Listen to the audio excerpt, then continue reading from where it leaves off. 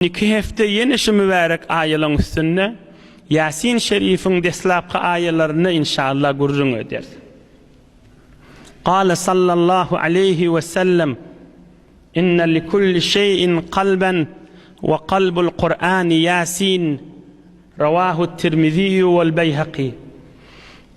Peygamberimiz aleyhissalatu vesselam aydıptır, her zatın kalbi vardır, her zatın merkezi vardır, her zatın bir üyüşüp duran, hüküm alıp duran yeri vardır. Kur'an-ı Kerim'in de kalbi Yasin Şerif'tir deyiptir. Yasin suresi Peygamberimiz aleyhissalatu vesselam kalbi Kur'an deyiptir şuna. Kur'an-ı Kerim'in yüreği deydi. Ne kadar kan cavan oğullar, cavan kıyılar gelirler, guşilerine, mobil destgah guşilerine Yasin Şerif'i geçirip maşinlerin içinde yollarda yatacak vaktlarını eşitip Yasin Şerif'i yat tuttular. Barakallah şolara. Yasin Şerif'i yüzünden bildiler. Barakallah şolara. O ne kadar kan tanıyan adamlarımız var, görüyen adamlarımız var, işleyen adamlarımız var. Kadelerde ya günü bir gaytar Yasin Şerif okuyalı. Barakallah şolara. Allah hemmellerinden kabul edip dünya ahiretlerine çırağı olsun. Resulullah aleyhissalatu vesselam Yasin suresine Kur'an-ı Kerim'in kalbidir diyeydiptir. Kale sallallahu aleyhi ve sellem İqra'u ala mevtakum Yasin ravahul İmam Ahmed ve Ebu Davud ve İbn Majah ve İbn Habban ve Tabarani ve Hakim ve Beyhaqi ve Tayalisi ve Nisai ve İbn Abi Şeybe. Peygamberimiz aleyhissalatu vesselam aydıptır, ey ümmetim deyiptir, ölüyünüze Yasin okuyun deyiptir. Ölüyünüze ayrılan adamınıza Yasin okuyun deyiptir. Bu näme diýdiği bolýar? Ölüyünüze Yasin okuyun diýdiğinin manasy näme bolýar? Muni büyük ulamalar, dağyal ulamalar mun iki mana berýärler.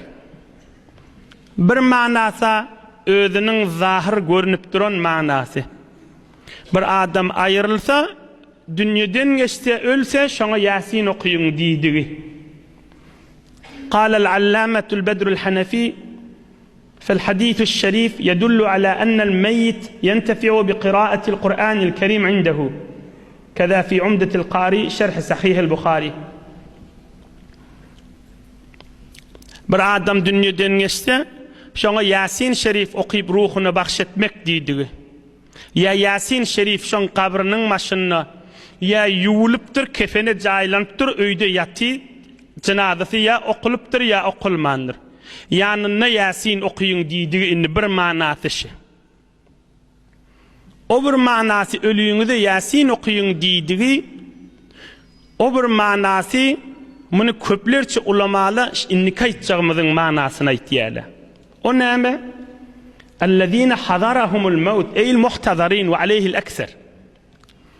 Ýöne köplerçe ulamalar Peygamberimiz aleyhissalatu vesselam ölüýüňize Yasin okuyun diýdigi, öljek bolup duran adama, ahirki ömründäki adama,